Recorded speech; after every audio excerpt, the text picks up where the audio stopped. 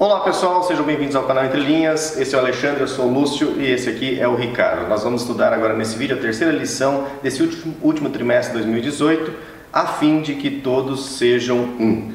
E nós vamos ter uma pergunta bem interessante, né? Qual a relação da lição dessa semana com Jornada nas Estrelas? Fiquem ligados que você vai saber qual que é essa relação. Bom, mas além dessas entrelinhas, nós vamos também explorar se é possível abstrair alguns princípios gerais da Bíblia para que nós possamos utilizá-los na política. Nós estamos aí, já passou o primeiro turno agora recentemente, teremos o segundo turno. Será que é possível utilizar a Bíblia? Nós vemos tanta polarização, tantos pastores, inclusive evangélicos, usando a Bíblia. É possível abstrair esses princípios? Fiquem ligados, nós vamos explorar isso. Nós vamos também fazer um paralelo com a oração que Jesus fez, que está lá na sua Bíblia, a oração sacerdotal de Jesus, com a bênção sacerdotal lá de Números. Fiquem ligados, é um paralelo bastante interessante. Durante toda a semana, Ricardo, nós verificaremos esse paralelo. E também teremos uma fala diante dessas polarizações políticas, diante de diversas interpretações dessas abstrações bíblicas, como que fica a unidade da igreja. É possível manter a unidade? Olha o título, a fim de que todos sejam uns. Ok, pessoal? Então, vida longa e próspera e chama-me a vinheta.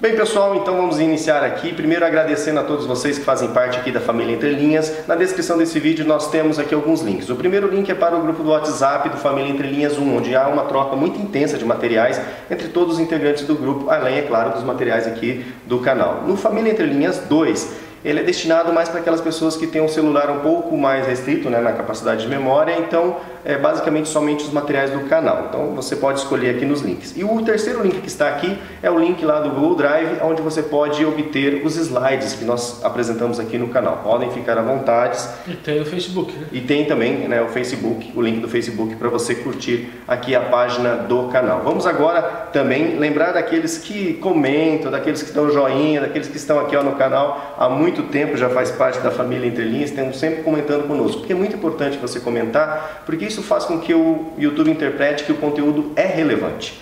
E aí ele começa a sugerir esse conteúdo para outras pessoas aí próximas da sua cidade, próximas da sua rede, dentro da plataforma. Se não tem algo que falar, hashtag foi até o fim. Exatamente, Aqui a gente quer ver quem foi até o fim, com mais de uma hora de vídeo. Ok, pessoal? Então vamos colocar aqui somente alguns comentários. Peço licença aqui. A Madaquino comenta: Alexandre, a sua postura ao fazer as explicações me cativa de uma forma, com todo respeito, amigos, mas estou apaixonada por esse homem. Obrigado, Madaquino. Brincadeiras à parte, vejo a mão do Senhor. Isso é mesmo, Madaquino. Nós tentamos, sempre oramos a Deus, preparando para que realmente as nossas falas sejam o mais equilibradas, o mais sintonizadas com o eterno possível. Luzilene Araújo, vocês são de Deus. Obrigado, Luzilene. Hashtag fui até o fim. Edilza Nascimento, essa aí já é da família. Curtido e compartilhado. Obrigado, Edilza. Jonathan Souza, sempre melhorando. Pessoal, parabéns pelo trabalho. Ângelo Barbosa, nós tivemos vários posts aqui do Ângelo. Houve uma discussãozinha, assim, na verdade uma discussão boa, sobre... Uma troca de ideias. Exatamente. Sobre a natureza temporal de Deus. Muito interessante, pessoal. Você que tem alguma dúvida sobre esse assunto, dá uma acompanhada lá. São pontos de vistas distintos. Ian Isa Luca, vamos dar like, gente, é isso aí, Ian, essa lição tá top.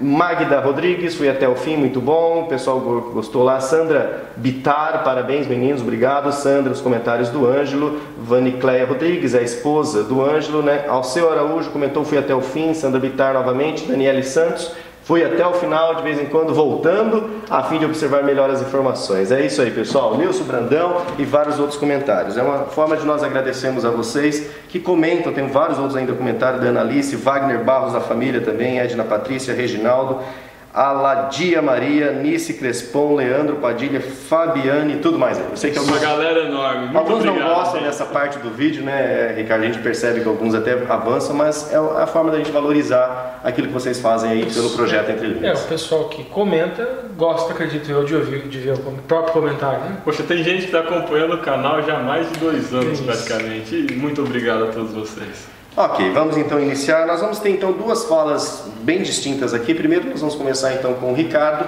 onde nós vamos ver um paralelo de todos os dias da semana aqui da oração sacerdotal de Jesus, lá de João 17, com número 6. Preste bem atenção, essa entrelinha com certeza vai acrescentar bastante coisa aí para você discutir na sua sala na escola sabatina. E depois nós teremos então uma fala, um paralelo bastante contemporâneo, né, sobre como nós podemos abstrair alguns princípios gerais na Bíblia para que eles nos dirijam, né, diante dessa polarização política que o nosso país vive. Será que é possível ser cristão e votar em alguns candidatos, votar em outros candidatos? Vamos ver, tem uma discussão. Como é que fica a unidade da igreja? Ou seja, não todo mundo votar no mesmo candidato já para manter a unidade da igreja? Uma igreja, um voto. Exatamente, pessoal. Será que precisa ter um candidato que vai criar essa unidade na igreja? Será que a gente não tem liberdade de escolha para pensar? Pessoal, fiquem ligados então e começamos agora com os slides. Vamos lá, gente. Lição 6. A fim de que todos sejam um.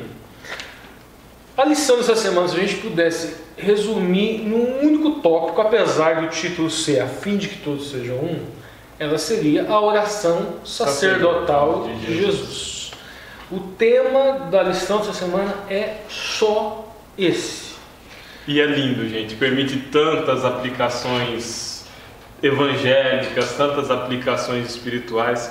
É uma oração muito bonita, num momento muito bonito. E você trazendo isso para a classe, explicando que o tema central da lição é a oração sacerdotal de Jesus, abre espaço para elucubrações, para indagações e desenvolver raciocínios ligados ao Mishkan, ao templo, ao santuário terrestre e, obviamente, ao santuário celestial.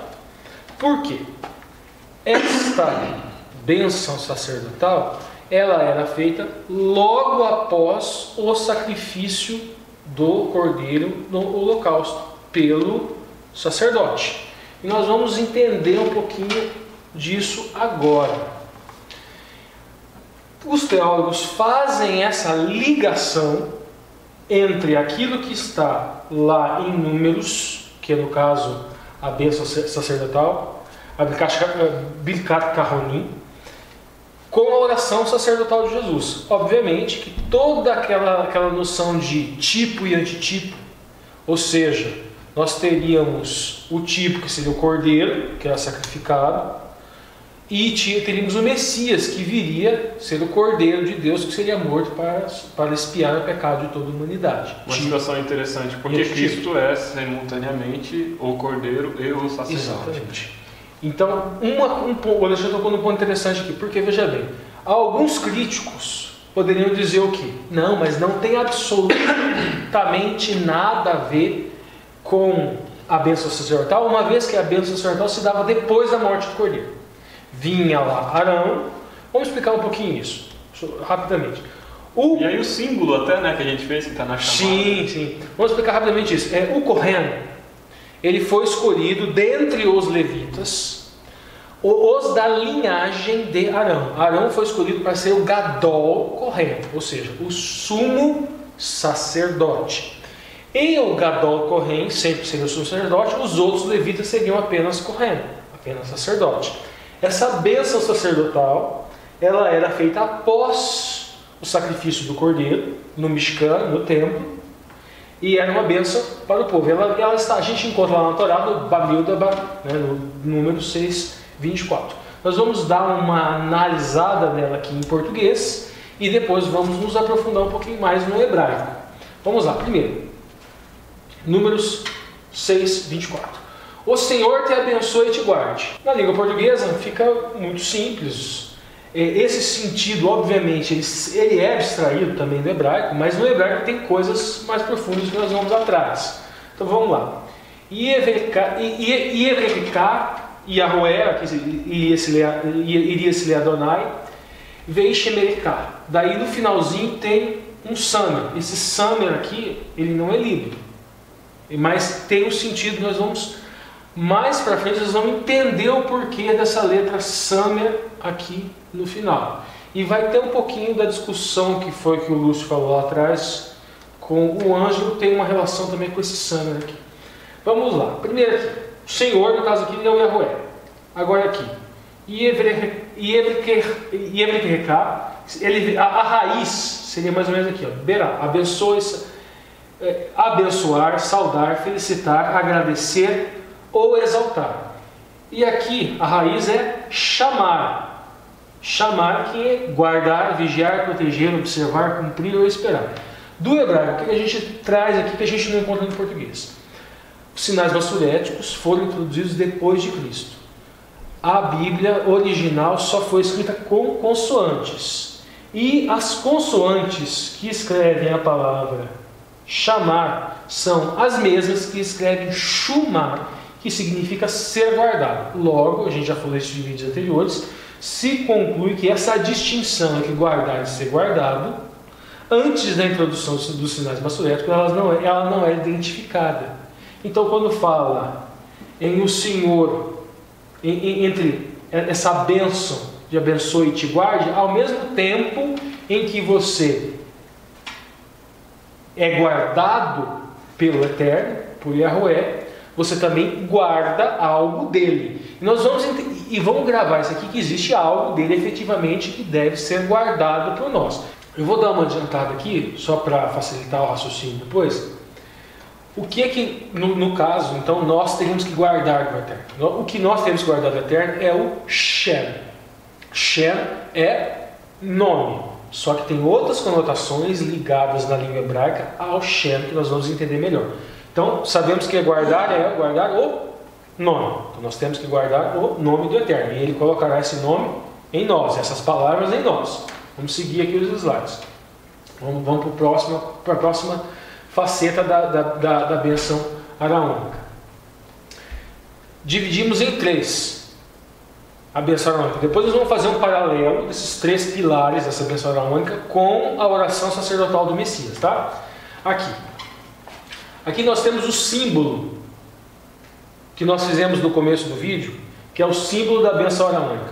É mais ou menos isso aqui, é feito com as 2 mãos. Na figura que o Lúcio selecionou para ficar no começo do vídeo, a gente fez apenas com uma mão aqui, mas ela forma a letra Shin, que nós vamos entender mais para frente também o que significa essa letra Shin e o porquê que o Kohen estendia a mão para abençoar o povo, e isso utilizava desse tipo de figura. Ricardo, mas quer dizer então que esse sinal aqui não é vida longa e próspera do Jornada nas Estrelas? Exatamente. Explica isso, por favor. O Star Trek, né, o Jornada das Estrelas, o Spock no Jornada das Estrelas, ele fazia esse sinal aqui, falava vida longa e próspera, que seria um cumprimento vulcano, né, naquele universo hollywoodiano, ficcional, mas que foi inspirado nessa bênção sacerdotal. Inclusive o Nimoy lá, ele era judeu, que é o ator que fez o personagem do Spock. Então vamos para a segunda parte aqui da bênção sacerdotal, que está lá no número 625. E aqui nós vamos abstrair algo muito útil, muito interessante, que a gente não encontra na língua portuguesa. Vamos à segunda parte. O Senhor faça resplandecer o seu rosto sobre ti e ter misericórdia de ti. Misericórdia, quem está acostumado com os vídeos aqui vai pensar que está escrito Hesed, e não está. Não está escrito Hesed. Mas vamos parte por parte. Primeiro, Yer Yahweh, Panaif, Eleika, Vihukneka. Daí o Samer aqui depois no final também. Essa primeira, eu peguei aqui a raiz, que seria a raiz aqui que na transliteração seria o Yer, mas a palavra é Or. Or é luz. Como tem um Yud no começo aqui, transformou-se luz num verbo. Então, iluminar, amanhecer, clarear, tornar-se claro ou ser claro. Aí foi traduzido por resplandecer. É transformar a palavra luz num verbo. Or. Resplandecer o Senhor, ilumine o seu rosto. Isso. E aqui agora a gente vê aqui essa questão de que rosto. Ilumine a sua forma, o seu modo. Então, veja bem, é uma expressão idiomática. A gente pode deduzir que essa expressão idiomática, resplandecer o seu rosto, ela não está ligada propriamente a você ficar bonito. Veja bem, pan, sua forma, o seu modo. O modo a gente já pensa automaticamente em quê? Modo de agir. Sua face ou sua cara. Então, daí, através das possíveis conotações que a gente encontra na palavra, a gente pode chegar próximo ao possível significado da expressão idiomática resplandecer o seu rosto. Se resplandecer o seu rosto, então também estaria ligado a comportamento, a conduta. Então vamos lá, resplandecer o seu rosto sobre ti e tenha misericórdia de ti. Agora aqui a gente tem a raiz aqui é eu. Quem está acostumado com o hebraico vai pensar que é Deus. E eu vou dar uma entrelinha dentro aqui. Tem muita gente que trabalha a Trindade, pega lá essa expressão eu aqui, às vezes associada a homem, e fala, olha aqui a expressão eu também associada a homem. Só que na verdade é o eu no sentido de para, em direção a com o acento apóstrofo, ou junto a ou contra. Então esse eu pode ser Deus no singular, mas também pode significar para, em direção a. Agora, aqui, essa palavra que a raiz é haná, que significa acampar, estacionar, pousar ou aterrissar. Então, no caso, seria Yahweh iria resplandecer a sua face, e iria em sua direção para fazer isso. E esse em sua direção, a gente vê a conotação aqui, pousar, que eu deixei em negrito, porque a gente associa essa expressão pousar e aterrissar, eu coloquei essa figura aqui, a gente lembra do batismo de Cristo, a gente lembra da pomba. Se fosse fazer uma tradução alexandrica da coisa, Sim. Seria o Senhor ilumine a sua face e pouse sobre ti. Por aí, exatamente, pouse ou aterrisse sobre si. Agora, qual é a importância disso daqui? É a importância quando a gente for entender o sentido de glorificação. Então aqui a gente tem essa iluminação, em função dessa estrutura, a gente associa com o Espírito Santo. Então essa iluminação é porque o Espírito do Eterno estará em você, estará atuando em você. Vamos para o próximo slide, a terceira parte aqui da bênção arônica, número 6:26. O Senhor sobre ti levante o seu rosto e te dê paz. Agora aqui tem o ponto mais complicado da história. Por quê? Essa palavrinha aqui, Yesaiahué, Panav, Elohim Hava, Sen, Leká, Shalom. Tá, vamos lá, aqui. Primeiro, a raiz dessa primeira palavra aqui, Sa, ela pode vir aqui de Nassá, ou pode vir aqui de Sha'á. Note aqui a gente tem um Shin e um Aleph. Aqui ó, nós temos um Shin e um Aleph, mas no começo de Nassá a gente tem um Nun. E o Sha'á não, começa com Shin e com Aleph, justamente a palavrinha que é a raiz da palavra aqui. Mas tudo bem. A preferida é Nassá, no sentido de levantar, alcançar, perdoar, carregar, levar ou casar. Então, o Senhor sobre ti levante o seu rosto. Só que olha o detalhe aqui. Essa expressão que é muito mais parecida com porque começa com Shin e com Aleph, igualzinho a palavra aqui, sabe? Veja bem. Devastar-se, tornar-se desolado, fazer barulho, agitar ou esvaziar-se. Quando a gente escuta esvaziar-se, no grego a gente lembra do kenosis. Porque o Filho do Homem, o Filho de Deus, ele se esvaziou de sua natureza divina e se fez homem, e foi um homem justo, e sendo justo, sofreu morte de cruz pelos nossos pecados. Então a leitura poderia ser também aqui, ó, que o Senhor esvaziaria ou o seu rosto, ou a sua face, e te dê paz. Então, essa paz é decorrente do esvaziar-se do Senhor. Isso, então nós poderíamos fazer aqui uma aplicação messiânica dessa bênção sacerdotal em função dessas raízes. E aqui a expressão que nós chamamos aqui, santo, seria colocar, estabelecer, nomear, designar, arrumar ou ajeitar. Veja bem, ETD, paz. No caso aqui seria colocar paz, estabelecer, nomear. Lembra que nós falamos a questão do Shem? A questão que o que seria essa glória? Seria, no caso, o nome do Eterno que seria colocado em nós através do Espírito Santo. Mas agora aqui seria através do Messias que se esvaziou. Ou seja, na primeira porção, nós vimos lá o Ruach HaKodesh. Agora aqui nós vemos Yeshua HaMashiach. E por último, a paz, que seria Shalem, o Shalom, seria não só no sentido de paz, mas ela traz o sentido de completude, inteireza, intacto, ileso ou são. Te dê cura.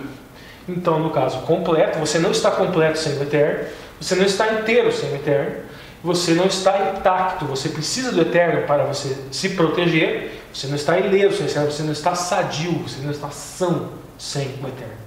Poderia ser traduzido então, e o Senhor esvazie-se de si mesmo sobre ti e te dê cura. Sim, exatamente. E aí a gente vê justamente a mensagem do Messias empregada aqui.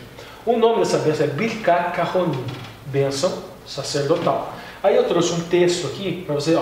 A tradição judaica ensina que os sacerdotes levantavam seus braços sobre o povo aos abençoar. Eles também colocavam os dedos de modo especial, formando duas letras Shin.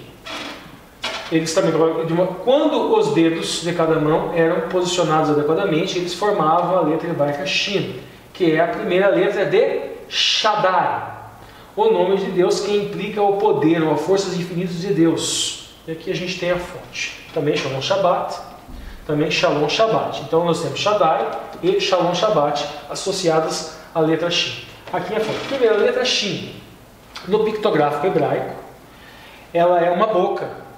Então ela carrega o sentido de destruição e carrega o sentido de comer.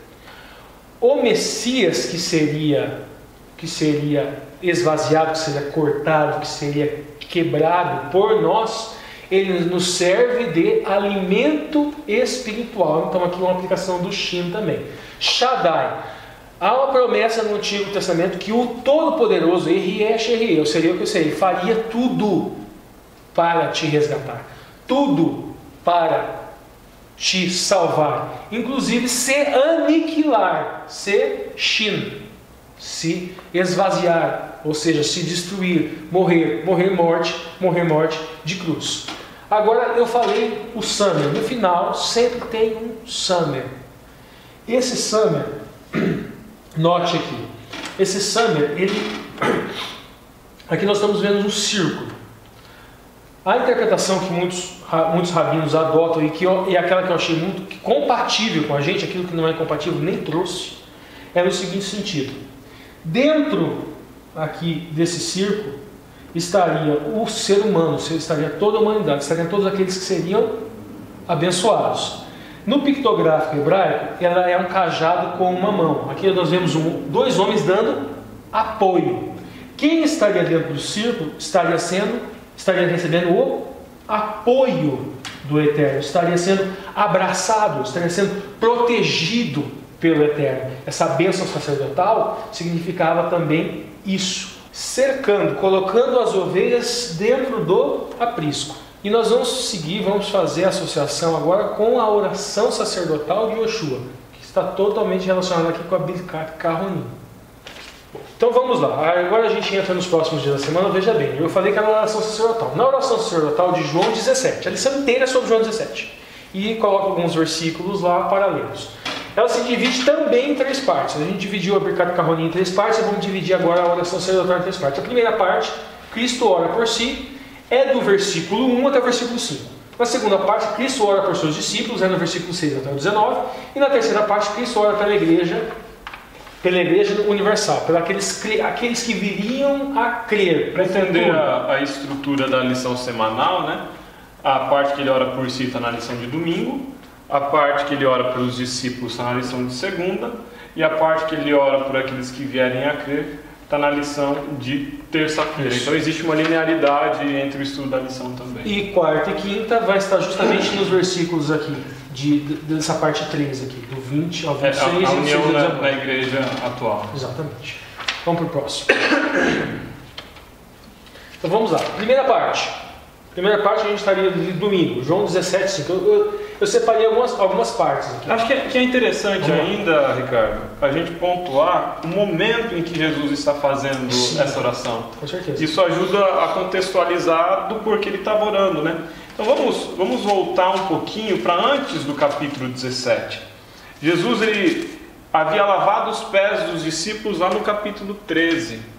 ele fala aos discípulos, ocorre a ceia, ele fala de um novo mandamento, que vos ameis uns aos outros, ele conforta os discípulos lá no capítulo 14, ele faz a promessa de um novo Consolador, ele se apresenta como a videira e os discípulos os ramos, ele fala muito da vinda posterior do Espírito Santo, ele se despede, ele está terminando a ceia, ele vai sair da ceia para ir para o Getsemane, que é o capítulo 18. Então ele ainda não tinha saído para ir para o Getsemane. A última coisa que Jesus faz na Santa Ceia, depois de abençoar, depois de partir o pão, depois de comer, é fazer essa oração. Então essa oração aqui ela é muito simbólica. Ela foi a última oração que Jesus teve para fazer com todos os discípulos ali no momento da ceia. Ele sairia dali para ser traído. Então, a carga emocional, a carga espiritual e a carga simbólica dessa oração é muito grande. Vamos lá, primeira associação aqui. Aqui, no versículo 1 até o 5, Jesus orou por si. E aqui a gente faz a associação do Summer e de tudo aquilo que a gente falou lá atrás. Lembra que nós falamos do Kenosis?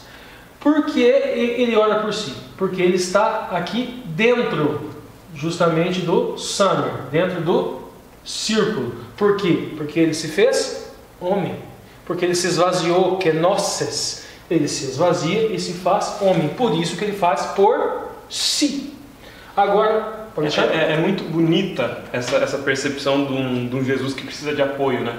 A gente tem nessa cena aqui, a cena de quando Moisés, né, precisa levantar o cajado para que o povo guerreie e o povo saia vitorioso. E ele é amparado para que ele consiga fazer aquele ministério.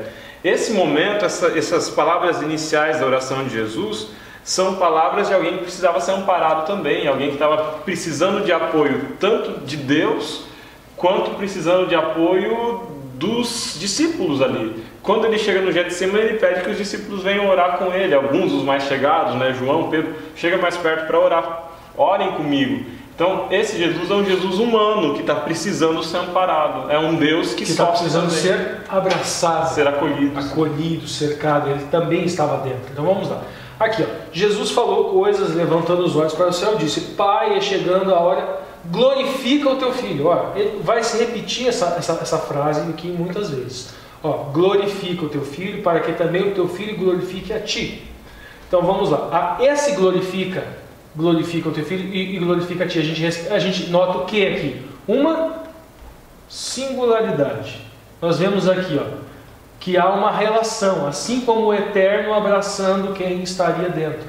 É uma união, justamente o tema da lição dessa semana. Assim como lhe destes poder e autoridade sobre toda a carne, para que dê vida eterna a quanto lhes deste. E a vida eterna é esta: que te conheçam a ti, por único Deus verdadeiro, e a Jesus Cristo, a quem vive. Então veja, ele fala que essa glória, que essa glória singular, em função disso ele recebe um poder de nos dar vida eterna. E o que iremos fazer na vida eterna? Conhecer o Senhor, conhecer o que é o errado, conhecer o que é esta unidade. Nós temos a eternidade para isso. Eu glorifiquei-te na terra, tendo consumado a obra de se fazer. E agora glorifica-me tu, ó Pai, junto a ti mesmo, como aquele que gloria, como aquela glória que tinha contigo antes que o mundo fosse, antes que o mundo existisse. A gente tem aqui a conexão com a primeira parte da bênção. Berrar significa abençoar, saudar, felicitar, agradecer ou exaltar. Então é o seguinte, veja bem, chamar significa guardar, vigiar, proteger, observar. Ele está ligado justamente a esta autoridade, a esse poder que foi dado a ele. O Eterno veio, guardou, protegeu, cumpriu os mandamentos, e em razão disto, o nome do Eterno foi conhecido pela humanidade, o nome do Shem. E desse nome é que vem essa glória do Eterno. Esse nome do Eterno ele é escrito no nosso coração através do Espírito santo. E nós somos um com Ele, um com Jesus e um com o Eterno, através de que o nome dele é escrito no nosso coração. Assim nós temos essa unidade. Tendo essa unidade, nós temos um comportamento típico de quem guarda e é guardado pelo mandamento. Então vamos lá, próximo slide. Agora João. Aqui o nome é Yahweh. Yud, Re, Va, Re. Agora a gente já está entrando na lição de segunda-feira, né? Quando ele ora pelos discípulos. E a gente vê muito aqui, ó. Manifestei o teu nome aos filhos que do mundo me deste. Eram teus e tu me destes e guardaram a tua palavra. Ou seja, eles são protegidos e eles protegem também. Mas veja bem, manifestei o teu nome. Por quê? A gente vai lá, volta para Números e vê. Seguindo, eu não coloquei lá atrás, a gente tem Números 6, 27. Assim porão o meu nome sobre os filhos de Israel, eu os abençoarei. Então a bênção sacerdotal é para quê? Para que seja colocado o nome no Israel. E quem é? Manifestei o teu nome aos homens. Então como é que se coloca o nome do Eterno nos filhos de Israel? Através do Messias. Essa que é a mensagem dessa oração sacerdotal. Através de mim o seu nome é colocado. E vamos seguindo aqui. Rogo por eles, não rogo pelo mundo, mas por aqueles que deste, mas por aqueles que me deste, porque também são teus. Então nós vemos aqui aquela questão que um jogo de linguagem novo do Israel espiritual. Só é judeu, só faz parte de Israel através do Messias, não através da genética. Aquele que geneticamente ele nasceu judeu, se ele não tem fé no Messias, ele não é Israel. Seguindo, guarda, daí novamente, guarda em teu nome aqueles que me deste, para que sejam a noção de unidade de novo, assim como nós, assim como eu e o Pai. Essa unidade aqui não é uma unidade ontológica, é uma unidade de propósito. Aqui, agora a gente não pode dizer que lá na Shema é unidade de propósito, porque lá não está dizendo. Lá é Shema Israel, Adonai Elohim, Adonai Echad, Israel, nosso Deus é um. Se quisesse dizer que era um de propósito, lá atrás falava. Até porque aqui nessa unidade, Jesus Cristo introduz um elemento que não faz parte da Trindade, que somos nós, né? Sim. Então não está querendo dizer aqui, numa perspectiva panteísta, de que a gente se torna um com Deus e que Deus habita em nós e que nós somos deuses. O Deus que há em mim saúda o Deus que há em você. Não é nesse sentido. Não é nesse sentido. Mas é no sentido de que nós nos fazemos um com Deus na medida em que nós somos aceitos filhos de Deus por intermédio de Cristo Jesus, né? É mais nesse sentido salvífico e de propósito e caráter. Sim, novamente aqui. E por eles me santifico a mim mesmo. E para que também eles santificados sejam na verdade. E novamente aqui o Samer, aquela noção de singularidade, uma relação onde há um intercâmbio. Veja bem, e esse intercâmbio aqui é justamente a santificação, o Kadosh. A questão do Shema aqui, veja bem, nós estamos falando desse intercâmbio. Manifestei o teu nome. Só que em hebraico Shem é nome, ok? Mas também é reputação. Então também há esse intercâmbio, essa expiação no sentido de reputação. Fama, memorial e o nome divino. Então esse manifestei o seu nome também é no sentido de manifestei a sua reputação, a sua fama, o seu memorial. Vamos lá. Apresentei a sua reputação para eles. E aqui a gente já estaria na Jesus orou pelos seus discípulos, que a gente já falou agora há pouco, e agora por fim, por aqueles que irão crer. E a terceira parte, João 17, 20 a 26. Eu não coloquei todos os versículos aqui, mas os elementos centrais eu dei uma grifada. E não rogo somente por esse, mas também por aqueles que por sua palavra, Devar, o Alexandre vai fazer desenvolver um raciocínio em cima disso, do Devar, da palavra, por sua palavra hão de crer. O Devar, o Devarim, que seria o plural, o Devarot, o plural feminino, para que todos sejam um. Então veja bem, esta palavra, esse texto, a Torá, a instrução, ela é para a unidade. O Alexandre, na fala dele, vai falar justamente disso. A palavra, como que a palavra de Deus, ela deve trazer unidade. Como tu, para que todos sejam um, como tu Ó Pai, ou és em mim e eu em ti, que também eles sejam um em nós, para que o mundo creia que tu me enviaste. Então a gente vê agora aquele summer aqui de novo, aquele abraço do Eterno, mas a gente vê uma conexão assim com a emuná, com o creia. Então nós temos aqui a fé no sentido de unidade com o Eterno. Continuando. E dareis a glória que a mim me deste, para que sejam um como nós somos um. Nesse aspecto aqui, ó, o Ricardo trouxe a palavra, trouxe não, né? Está ali em João, mas está aqui no slide a palavra glória. Eu achei interessante como em muitos momentos dessa oração Jesus usa a palavra glória. Ele pede que Deus o glorie, ele pede para entregar a glória para eles, ele usa recorrentemente essa palavra glória. Então, qual que é o sentido dessa glória? Porque no primeiro momento parece que Jesus está querendo ser exaltado. E Jesus era todo de humilde. Como é que de repente ele está querendo ser gloriado? Qual que é o sentido dessa glória aqui? Então a gente pode, o Lúcio pode dar uma voltada lá para o slide de números 6:25. Vamos lá, 6:25. Número 6:25. Números. Aí. Um para frente? Aí. Isso. A gente viu aqui, ó, um vínculo com a bênção sacerdotal. O Senhor faça resplandecer, or, iluminar, amanhecer ou clarear. Veja bem, a gente não falou dessa associação aqui com o pousar? Então essa glória é a glória que provém do Eterno, na pessoa do Espírito Santo.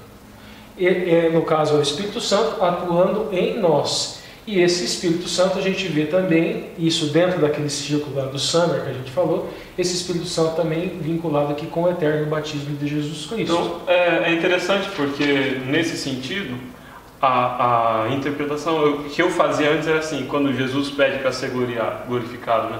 Eu sempre pensei com ele sendo levantado na terra e indo para a cruz.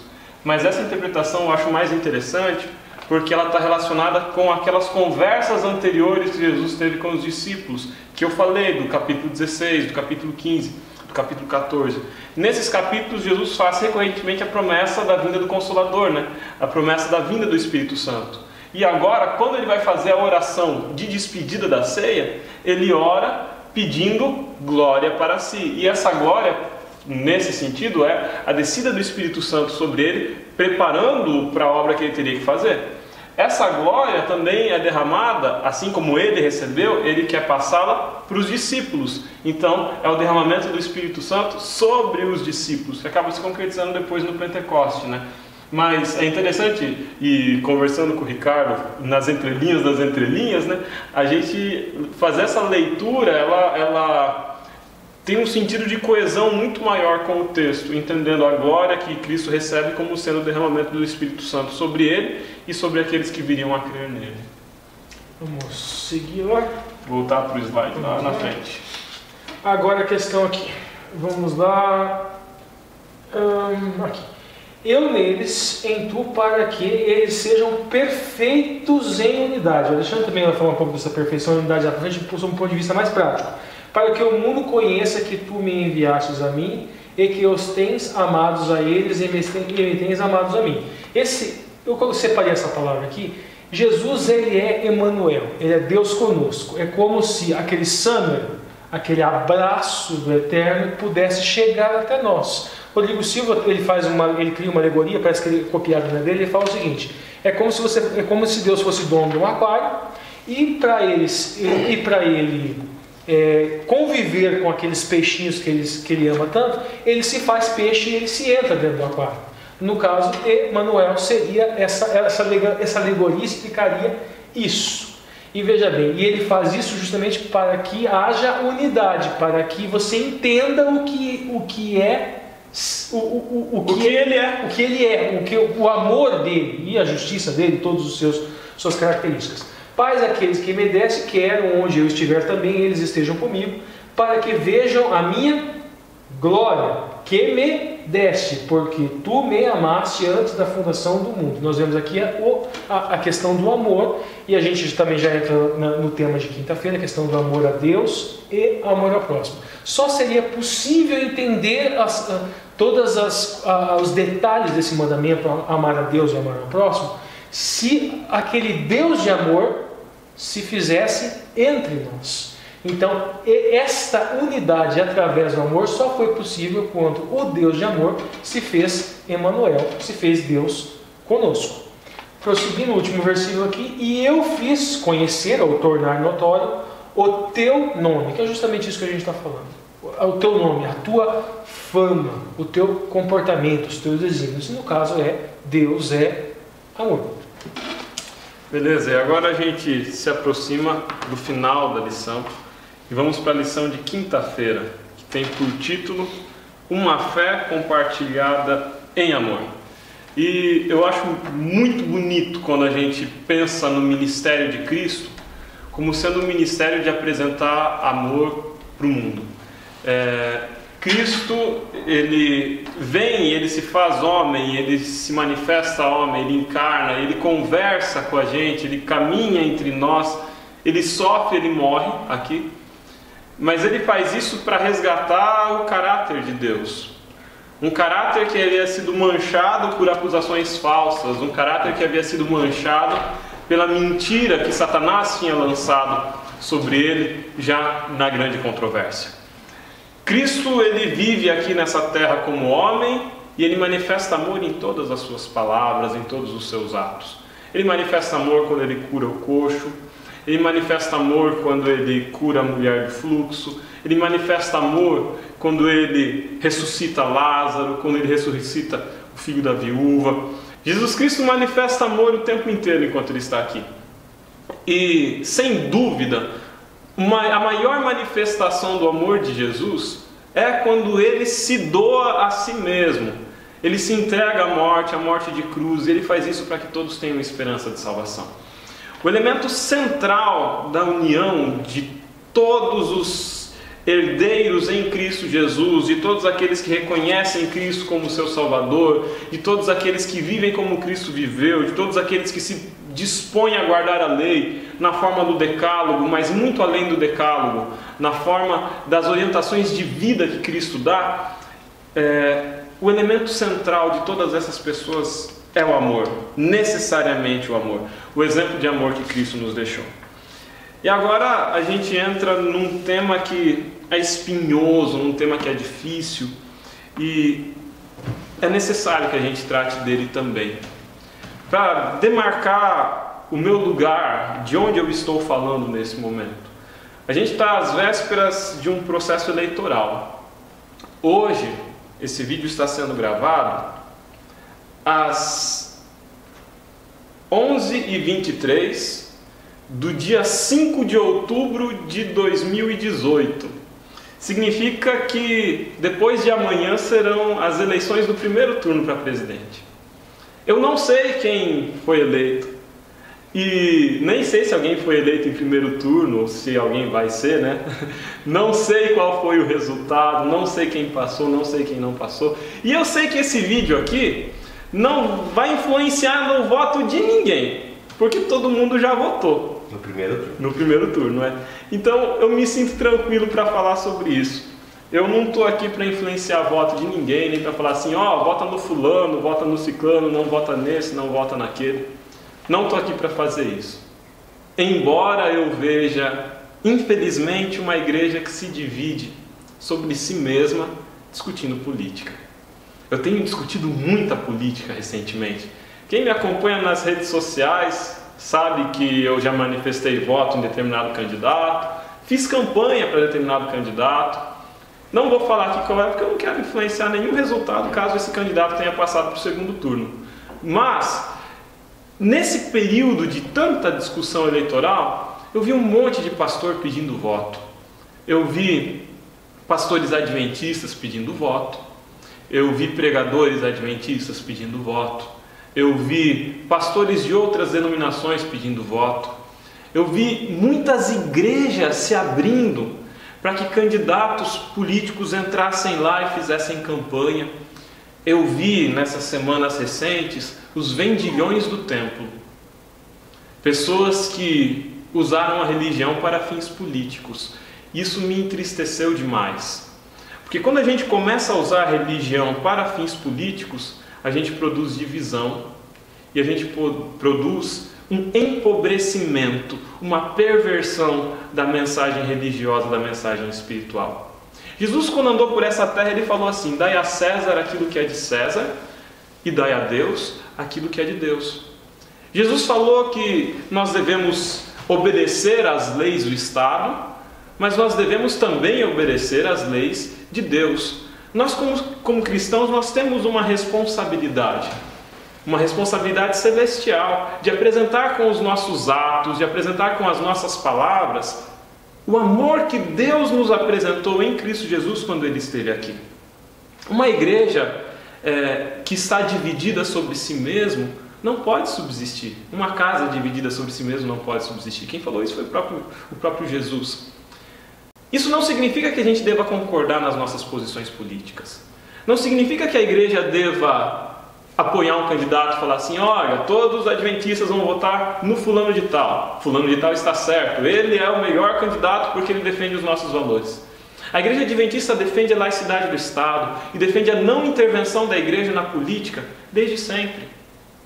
Então, eu chamo aqui a exortação mesmo e ao arrependimento todos esses pastores que, com seu comprometimento institucional que tem com a igreja adventista, não têm o direito de manifestar apoio político.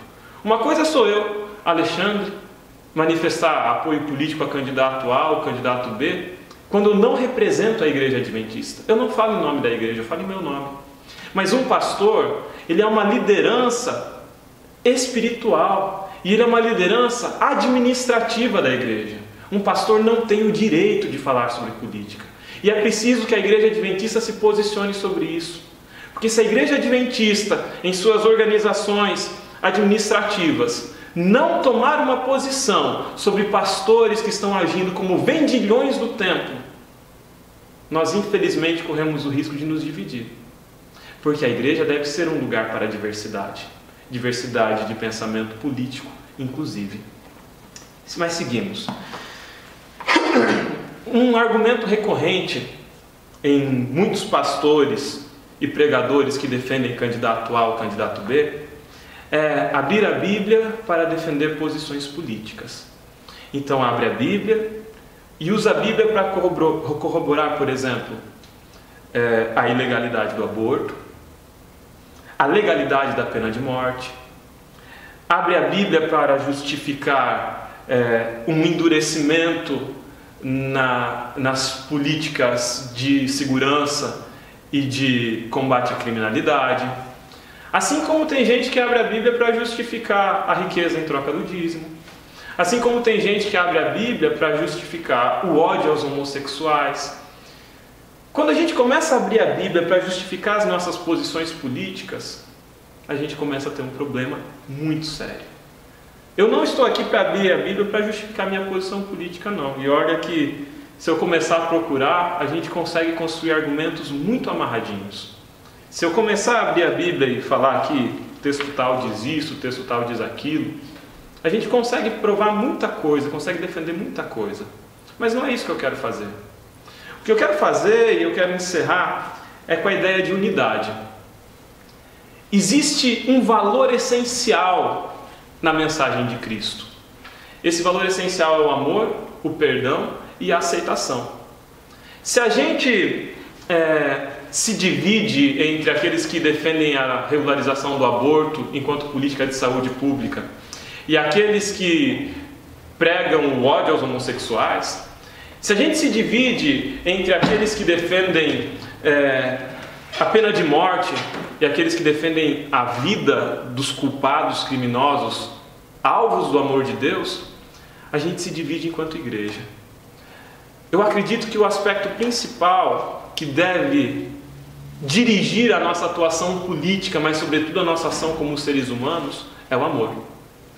Um amor que transcende as nossas condições de classe, um amor que transcende a nossa natureza pecaminosa humana, um amor que é divino, um amor que é de Deus. Esse amor é tão absurdo, mas tão absurdo, que ele é capaz de me fazer amar aquele que me bate, aquele que me mata, é capaz de me fazer amar aquele que me rouba. Quando eu defendo uma política de ódio contra qualquer grupo, ou quando eu defendo um político que defende uma política de ódio, eu estou negando o amor de Cristo. Essa posição é incompatível com o Evangelho. A nossa posição deve ser, sobretudo, a de amar. Alguns podem dizer, Alexandre, essa posição é absurda, vai lá e perdoa o bandido então. Mas foi isso que Cristo fez. Alguns podem dizer, Alexandre, está errado, isso é utopia. Você só defende isso até que alguém coloque uma arma na tua cara e te mate. Você só defende isso até que seja com a tua família, até que você seja machucado, até que você seja ferido. Pois Cristo foi transpassado pelas nossas iniquidades, Ele foi esmagado pelo meu pecado e pelo seu pecado. E agora você quer assassinar um teu irmão? Agora você quer o direito de andar armado para ser fechado no trânsito e meter uma arma na cara de alguém? Você acha que isso é postura de cristão? Uma igreja que não tem maturidade para resolver essas questões, não tem maturidade para se manter unida.